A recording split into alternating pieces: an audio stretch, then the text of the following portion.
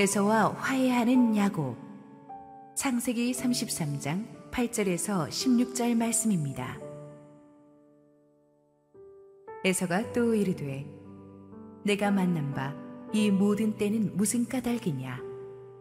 야곱이 이르되 내 주께 은혜를 입으려 함이니이다. 에서가 이르되 내 동생아, 내게 있는 것이 족하니 내 소유는 내게 두라. 야곱이 이르되 그렇지 아니하니이다. 내가 형님의 눈앞에서 은혜를 입었사오면 청하건대 내 손에서 이 예물을 받으소서. 내가 형님의 얼굴을 배운즉 하나님의 얼굴을 본 것 같사오며 형님도 나를 기뻐하심이니이다. 하나님이 내게 은혜를 베푸셨고 내 소유도 족하오니 청하건대 내가 형님께 드리는 예물을 받으소서 하고 그에게 강권함에 받으니라. 에서가 이르되 우리가 떠나자. 내가 너와 동행하리라. 야곱이 그에게 이르되 내 주도 아시거니와 자식들은 연약하고 내게 있는 양떼와 소가 새끼를 데리고 있은즉 하루만 지나치게 몰면 모든 떼가 죽으리니 청하건대 내 주는 종보다 앞서 가소서. 나는 앞에 가는 가축과 자식들의 걸음대로 천천히 인도하여 세일로 가서 내 주께 나아가리이다. 에서가 이르되 내가 내 종 몇 사람을 내게 머물게 하리라. 야곱이 이르되 어찌하여 그리하리이까. 나로 내 주께 은혜를 얻게 하소서 하매 이날에 에서는 세일로 돌아가고.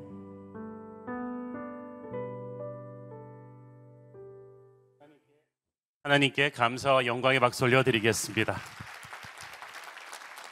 우리 축복된 우리 특별 새벽기도에 또 오신 우리 실시간 또 온라인 생방송으로 동참하고 계신 우리 국내의 모든 성도님들에게 하나님의 크신 은혜와 축복이 넘치도록 있게 되기를 축원합니다.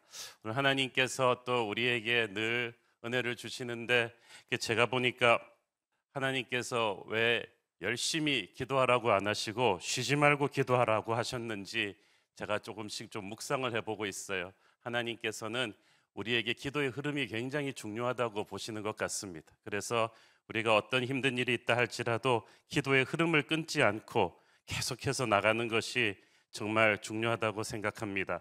하나님께서 우리에게 주시는 은혜와 역사를 우리가 다시 한번 기대하는 마음으로 우리 함께 한번 기도하시고 하나님 말씀 보겠습니다. 하나님 은혜를 감사합니다. 주께서 이 아침에 우리에게 주시고자 하는 특별한 또 은혜가 성령의 역사가 있는 줄 믿습니다. 오늘 우리 하나님께서 우리에게 찾아와 주시고 말씀하여 주시고 우리 한 사람 한 사람 간절한 기도 제목들이 있습니다. 하나님께서 오늘 말씀을 듣는 가운데 그 기도가 응답받고 하나님의 영광을 체험하는 일이 있게 하여 주시옵소서. 추운 새벽이지만 또 실시간 온라인 생방송으로 동참하고 계신 국내의 모든 성도님들, 여기 현장 예배 와 계신 모든 성도님들, 마음을 다하고 뜻을 다하여 주께 나갈 때 주님 큰 은혜를 주시옵소서. 예수님 이름으로 기도했습니다. 아멘. 할렐루야. 어제 본문에서 우리는 하나님의 은혜로 이 야곱과 에서가 20년 만에 극적인 이 화해를 하는 모습을 살펴보았습니다. 오늘의 본문은 그 연결선상에서 계속 보도록 하겠습니다. 8절 우리 읽겠습니다. 에서가 또 이르되 내가 만난 바 이 모든 때는 무슨 까닭이냐. 야곱이 이르되 내 주께 은혜를 입으려 함이니이다. 에서는 야곱이 앞서 보낸 500마리가 넘는 가축대 선물에 굉장히 놀란 듯합니다. 그래서 이것이 웬 것이냐라고 물었어요. 그랬더니 야곱이 내 주께 은혜를 입으려 함이나이다 라고 말했습니다. 이 고대 사회에서 예물을 먼저 보내는 것은 상호간의 깊은 우정과 화해의 증표를 말했습니다. 그래서 그 예물을 받으면 상대가 내 화해를 받는 것이고 거절하면 적대 관계로 간주되었습니다. 야곱은 형 에서가 자신의 예물을 받음으로써 과거의 원한을 깨끗이 청산하고 서로 화목하기를 원했던 거죠. 그런데 에서는 사양했어요. 내게 있는 것이 족하다.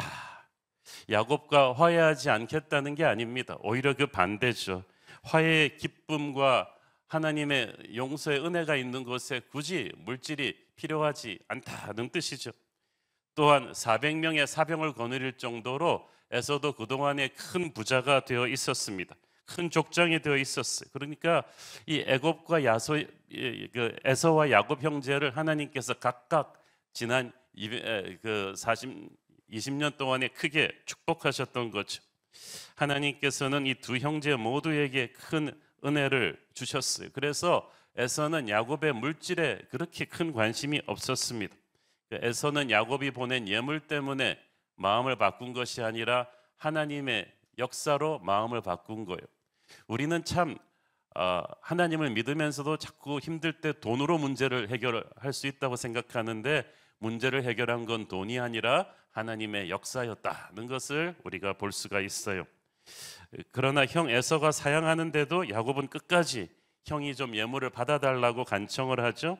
왜냐하면 야곱에게 있어서 이 예물은 형이 자신을 용서했다는 증표, 이제 화해한다는 증표가 될 것이기 때문입니다. 11절 봅니다. 하나님이 내게 은혜를 베푸셨고 내 소유도 족하오니 청하건대 내가 형님께 드리는 예물을 받으소서 하고 그에게 강권함에 받으니라. 관계가 풀리니까 야곱이 돈 욕심을 다 내려놓았습니다. 야곱이 돈 욕심 내려놓는 거, 이거 쉬운 일 아닙니다.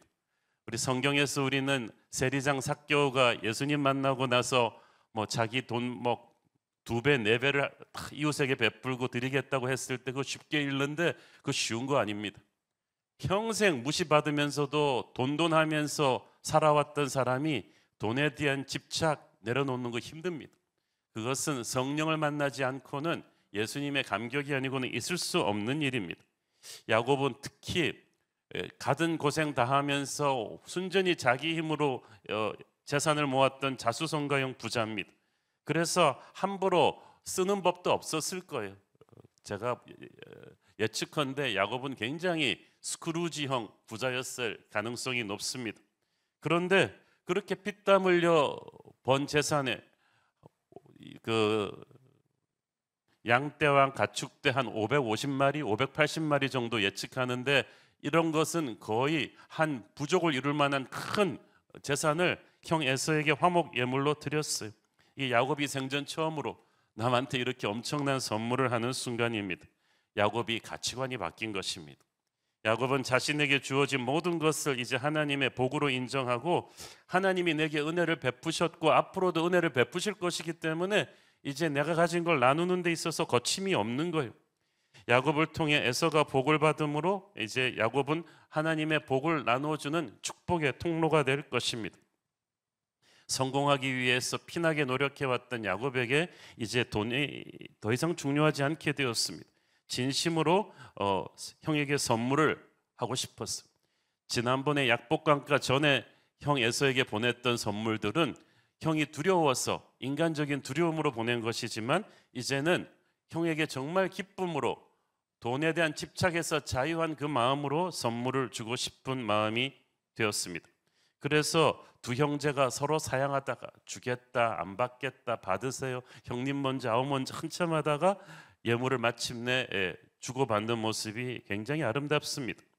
주는 것도 아름답고 받는 것도 아름답습니다. 하나님이 주시는 은혜가 있으면 우리는 정말 물질주의에서 자유하게 되죠. 오늘날 예수 믿는 집안에서도 형제들끼리의 다툼의 대부분의 원인은 돈 때문인데, 우리는 이 본문을 보면서 한번 좀 도전을 받아야 될 것입니다. 이런 맥락에서 저는 우리 모두가 받는 것보다 주는 삶을 살 수 있게 되기를 축원합니다. 세상의 영은 어떻게든 좀 남의 거를 받아낼까 그 생각을 합니다. 그리고 그걸 갖고 아주 무용담처럼 자랑합니다. 내가 나라 돈을 이렇게 많이 받아냈어. 내가 재난지원금 이렇게 많이 다 탔었어. 내가 누구누구의 돈을 이렇게 빼냈어. 이걸 자랑스럽게 얘기합니다. 자기 몫을 어떻게든 움켜쥐고 나눠주지 않고 막 옆에 사람 굶어주고 가도 자기 곳간에는 쌓아놓으려 하는 인색함의 영이 어디로부터 온 것입니까? 마귀로부터 온 거예요. 그러나 하나님의 영은 베풀고 나눠주는 것입니다. 성경에서 하나님이 주격으로 나왔을 때 그 다음에 나오는 동사 중에 가장 많이 나오는 두 단어는 사랑한다와 주다입니다. 하나님은 끊임없이 우리에게 주고 또 주시는 분이십니다. 성령으로 거듭난 하나님의 백성 역시 하나님을 닮아서 주고 베푸는 삶을 살아야 돼요. 예수께서 말씀하시기를 주라 그리하면 너희에게 줄 것이니 곧 후히되어 누르고 흔들어 넘치도록 하여 너희에게 안겨주리라고 하셨어요. 한 개인의 삶도 그렇지만 나라와 국민도요, 서로 주지 않고 받으려고만 하면 굉장히 불행해집니다. 반대로 나라와 국민이 서로 받는 것보다 주려고 하면 그 나라가 강해지고 행복해지죠. 그래서 우리 나라를 경영하는 분들도 그렇고 우리 국민들도 정부를 대할 때 자꾸 주려고 하고 자꾸 받으려고 하지 말아야 돼요. 그래서 자꾸 정부 지원받고 그런 거 하지 말고 우리도 어떻게 하면 나라를 위해서 뭘 할 수 있을까 생각을 해야 되고, 나라에서도 비합리적인 세금으로 자꾸 국민한테서 뭘 자꾸 받아내려고 하면 안 되고요. 서로 자꾸 주려고 노력해야 그게 선진국입니다. 그게 좋은 나라죠. 그리고 세계의 열강에 영향력을 떨치는 나라들일수록 베풀기를 잘합니다. 그런데 나라가 아무리 돈을 벌었다고 해도 구두쇠처럼 나누지 않는다, 그 나라는 영향력 없습니다. 어떻게 그런 나라가 오래 갈 수 있습니까? 한 개인도 조직도 국가도 베풀지 않고 주지 않고 꽉 움켜쥐려고 하는 세상의 영에 집착하는 데는 오래 갈 수가 없어요. 여러분의 인생도 자꾸 나누지 않고 붙잡고 모으려고만 하면요, 여러분 주변에 사람이 떨어져 나갑니다. 그리고 여러분 인생 갈수록 불행해집니다. 그리고 그렇다고 여러분 그렇게 부자 되는 것도 아닙니다. 근데 성령 받고 나면 우리는 자꾸 작은 것이라도 남에게 베풀어 주려는 마음이 생기죠. 야곱처럼 물질에 대한 집착을 포기하게 됩니다. 이것을 실천할 때 사람들에게 큰 영향력을 끼치고 하나님께 영광 돌리게 돼요. 나눌 수 있는 것은 하나님이 계속 채워줄 거라는 믿음이 있기 때문이에요. 그러니까 아브라함은 그 롯한테 다 떼주고 보낼 수 있는 거예요. 근데 롯은 물질에 집착을 하니까, 어떻게 하면 아브라함한테 챙겨가려고 하니까 나중에 전쟁 나갖고 다 잃어버리잖아요. 근데 아브라함은 보내고 나누고 축복하고 하니까 점점 아브라함은 더 부자가 되었어요. 우리 교회도요, 어렵고 힘들 때일수록 연약한 자들을 돕고 구제하고 선교할 때 하나님이 교회를 더 축복하시고 더 큰 부흥을 주시는 것을 느낍니다. 야곱은 악착같이 한 푼이라도 자기 것 챙기려 하며 덜덜 떨는 인생이었는데 약복강가에서 환도뼈 부러지면서 그 스크루지 가치관이 부서져 버렸어요. 이스라엘로 거듭났어요. 그러니까 이제 나누어 주는 이제 습관이 새로 붙은 거예요. 저는 이번 새벽기도 기간을 통해서 여러분에게 받는 것보다 나누어 주려 하는 성령의 습관이 새로 안착되기를 축원합니다. 서로 화목하게 된 사람들은 서로를 배려하고 섬기기 시작하죠.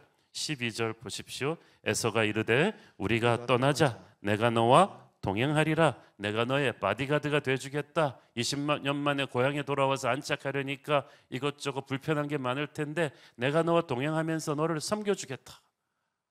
야곱은 물질에 대한 집착을 버렸고 형 에서는 동생을 죽이려던 마음 대신 이제 동생을 섬기려는 마음으로 돌아섭니다.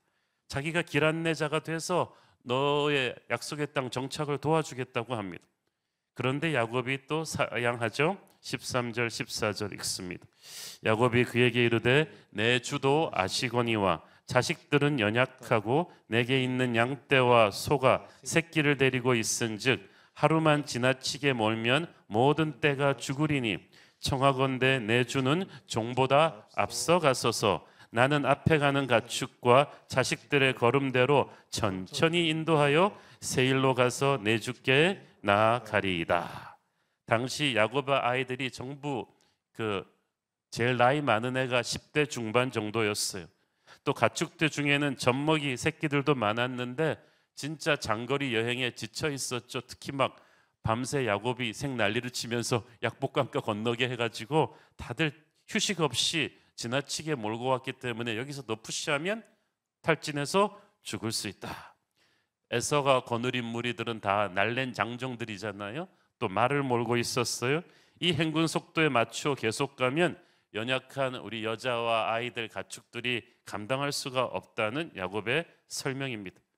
그러니까 자기가 무리하지 않고 가축대와 어린 자녀들의 보조에 맞추어서 안전하게 여행을 계속하겠다는 것입니다. 이런 야곱의 여유, 또 에서에게도 이렇게 할 말을 다 할 수 있는 여유는 이제 야곱이 자신감이 생겼고 정신적으로 안정되어 있다는 것을 뜻합니다. 이때까지 야곱의 마음을 꽉 누르고 있던 이 라반과 에서라는 태산 같은 심적인 부담이 탁 터지고 나니까 이제 야곱은 비로소 안식을 찾았습니다.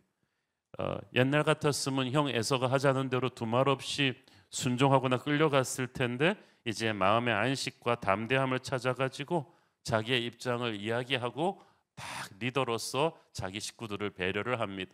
야곱은 이럴 수 있는 사람이었어. 이럴 수 있는 사람이었는데 라반과 에서한테 꽉 눌려서 20년 동안 살아오니까 그게 다 사장되어 있었던 거죠. 우리는 담대할 수 있는 사람입니다. 우리는 여유를 가질 수 있는 사람입니다.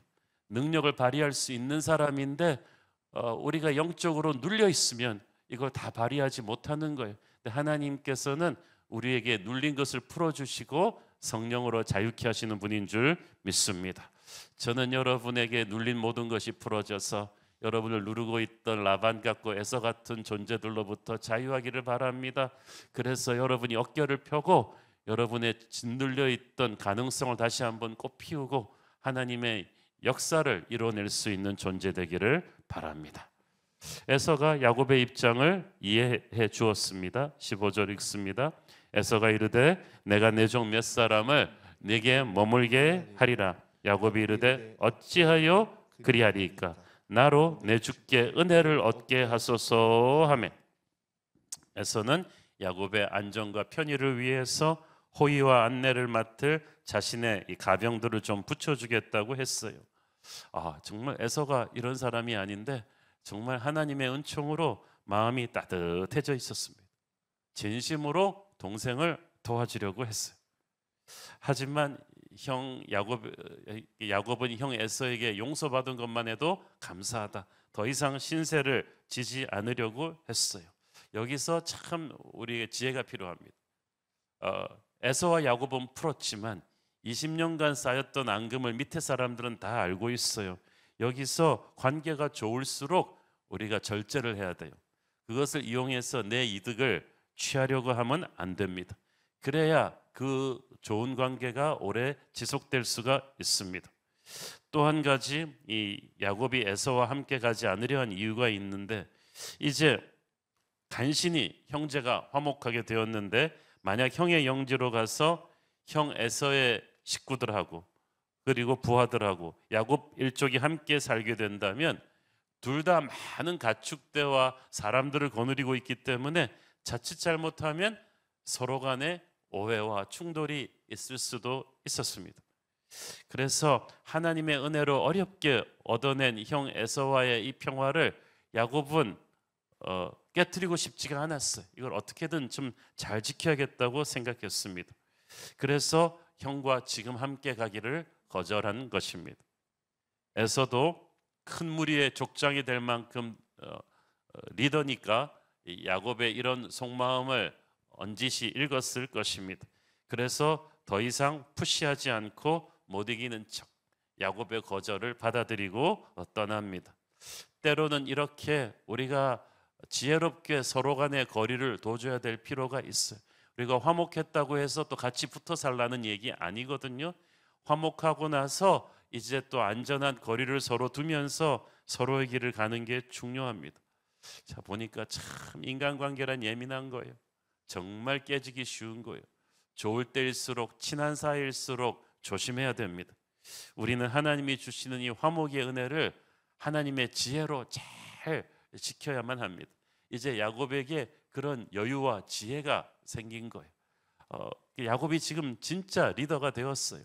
환도뼈 부러지고 나서 이스라엘로 거듭나고 나서 야곱은 정말 자기 성공밖에 모르는 남의 입장 같은 거 생각 안 하던 그런 아주 작은 인물에서 이제 큰 마음을 가지고 하나님의 지혜를 가지고 사물을 판단하는 여유가 생기게 된 것입니다.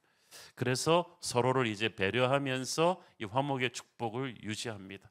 저는 여러분에게 그런 성령의 지혜와 여유가 생기게 되기를 바랍니다.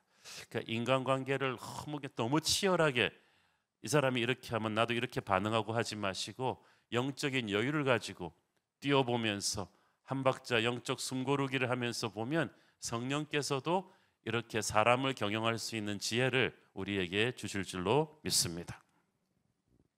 오늘의 본문에 나오는 에서와 야곱이 화해하는 장면은 사실 성경에 나오는 가장 감동적인 장면 중에 하나입니다.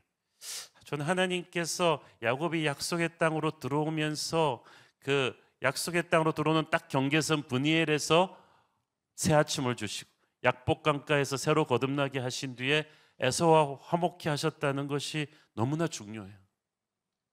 하나님의 경영에는 우선순위가 있는 것 같습니다. 형 에서와 화목하는 일, 그리고 쫓아오는 라반과 화목하는 일이 하나님 보시기에 야곱의 인생의 그 다음 챕터로 넘어가는 터닝 포인트에서 너무나 중요한 일이었던 거예요. 여러분, 달력의 시간이 흐르는 것만 중요한 게 아니에요. 1월 1일이 되었다고 새 아침이 된 게 아니라 약복강가 분이엘을 거쳐야 새 역사가 이루어지는 거예요. 하나님 앞에서 완전히 깨어지고 화목케 되고 하나님께서 이루고자 하는 것을 풀어야 인생이 그 다음 스테이지로 넘어갈 수 있는 것입니다. 아무리 세월이 흐르고 나이가 들어도 하나님이 풀라고 하신 매듭을 풀지 않고 가면 계속해서 자꾸 뒤로 돌아가는 것을 우리가 알 수가 있어요. 형 에서와 화목하는 일이 주님 보시기에 중요한 일이었습니다. 이걸 하고 나서 야곱은 약속의 땅에 마음 놓고 정착하고 행복하게 살 수 있습니다. 지금 하나님이 여러분에게 풀라고 하시는 매듭이 있을지 모르겠습니다. 새 역사를 쓰기 위해서 화평케 하고 가라는 어떤 그 하나님의 프롬프팅이 있다면, 재촉이 있다면 거기에 응답해 보시기를 바랍니다. 세상 사람들은 가만두면 그냥 싸워요. 여러분, 미워하고 분열하는 거 어디서 배울 필요 없습니다. 그런데 하나님의 사람은 사랑하고 용서를 합니다. 성령께서 그렇게 하세요. 살면서 가장 힘든 게 용서하고 사랑하는 일입니다. 살면서 가장 아름다운 일이 또한 용서하고 용서받는 일이죠. 용서하지 않고 분노의 마음을 품고 있으면 결코 우리는 마음의 평안을 누릴 수가 없고, 우리가 마음의 평안을 누리지 못하면 우리 안에 있는 성령께서 슬퍼하시고, 그러면 성령의 초자연적인 능력을 우리가 받아낼 수가 없어요. 분노는 상대를 파멸시킬 뿐 아니라 나 자신을 파멸시킵니다. 그래서 정말 무엇보다 자기 자신을 위해서도 용서해야만 합니다. 27년 동안 백인들에 의해서 감옥에 갇혀 있다가 석방된 남아공의 그 전 대통령 넬슨 만델라는 석방되고 나서도 자기를 그토록 고통을 주었던 백인들에게 보복하지 않고 탕평책으로 연합정부를 구성했습니다. 정치 보복을 하지 않았어요. 용서와 은혜로 나라를 하나로 규합했습니다. 누군가 그에게 왜 백인들에게 보복하지 않느냐고 물어보자 만델라는 이렇게 대답했습니다. 27년간 백인들은 나와 내 자유와 가정의 행복과 모든 것을 파괴했습니다. 그러나 내 영혼만은 건드리지 못했습니다. 이제 내가 그들을 미워하고 보복하는 길로 간다면 나는 그들로 하여금 내 영혼을 파괴하게 해주는 것입니다. 그러므로 나는 차라리 용서하고 화해해서 내 영혼을 지킬 것입니다.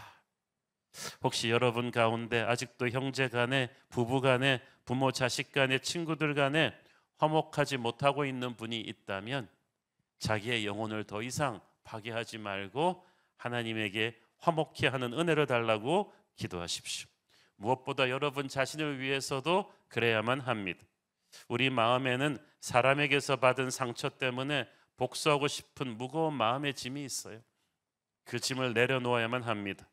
우리의 시선을, 누군가를 미워한다는 것은 그에게 시선을 둔다는 건데, 우리의 시선을 원수들에게 두고 살면 불행해집니다. 그렇지만 힘들더라도 우리가 원수를 용서하고 축복하고 놓아주면 우리는 영적 자유를 경험하게 됩니다. 원수를 하나님께 그렇게 맡기면 비로소 안식할 수 있는데, 계속해서 우리가 원수를 삼고 있으면 그 사람은 우리 영혼의 짐이 될 거예요. 우리에게 와서 무서운 부정적 영향력을 발휘하게 됩니다.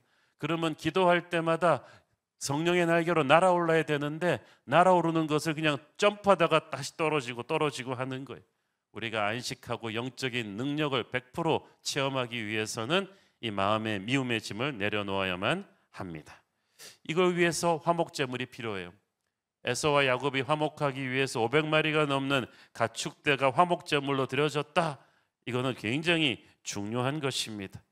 예수 그리스도께서 하나님과 우리 사이를 화목케 하기 위한 화목제물이 되셨습니다.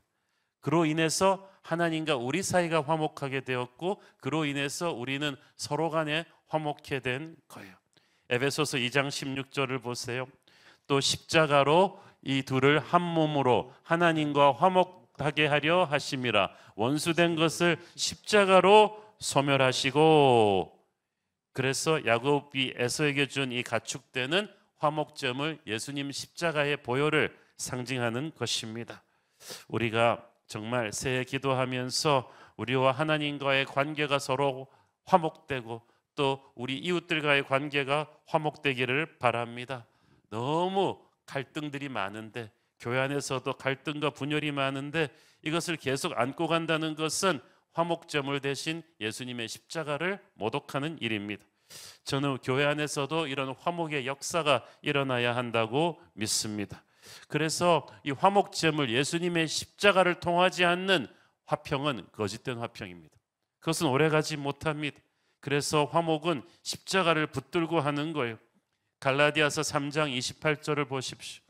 너희는 유대인이나 헬라인이나 종이나 자유인이나 남자나 여자나 다 그리스도 예수 안에서 하나이니라. 이 말이 중요해요. 우리는 예수 안에서만 하나가 될 수 있어요. 안 그러면 하나 돼가지고 못된 짓들 하는 사람들도 많아요. 단결이 중요한 게 아니라 누구의 안에서, 누구의 힘으로 하나 되는가가 중요해요. 우리는 예수 안에서 하나가 돼야 돼요. 같이 기도하면서 하나가 되는 거예요. 십자가의 은혜가 있어야 우리가 서로 용서하고 용서받을 수가 있습니다. 그렇게 할 때 교회는 세상을 변화시키는 메시지가 될 것입니다. 요한복음 17장 21절 23절을 보세요. 아버지여, 아버지께서 내 안에, 내가 아버지 안에 있는 것 같이 그들도 다 하나가 되어 우리 안에 있게 하사 세상으로 아버지께서 나를 보내신 것을 믿게 하옵소서. 내게 주신 영광을 내가 그들에게 주었사오니 이는 우리가 하나가 된 것 같이 그들도 하나가 되게 하려 함이니이다. 곧 내가 그들 안에 있고 아버지께서 내 안에 계시어 그들로 온전함을 이루어 하나가 되게 하려 함은 아버지께서 나를 보내신 것과 또 나를 사랑하심 같이 그들도 사랑하신 것을 세상으로 알게 하려 함이로소이다. 아멘. 이 말씀은 예수님께서 십자가 죽음 앞두고 드린 예수님의 대제사장 기도의 아주 에피소드 같은 말씀이에요. 우리가 교회에서 성경 공부 많이 하고 예배도 많이 드립니다마는 그 예배와 성경 공부가 지향하는 가장 최종 목표 중에 하나가 바로 서로 사랑하는 거예요.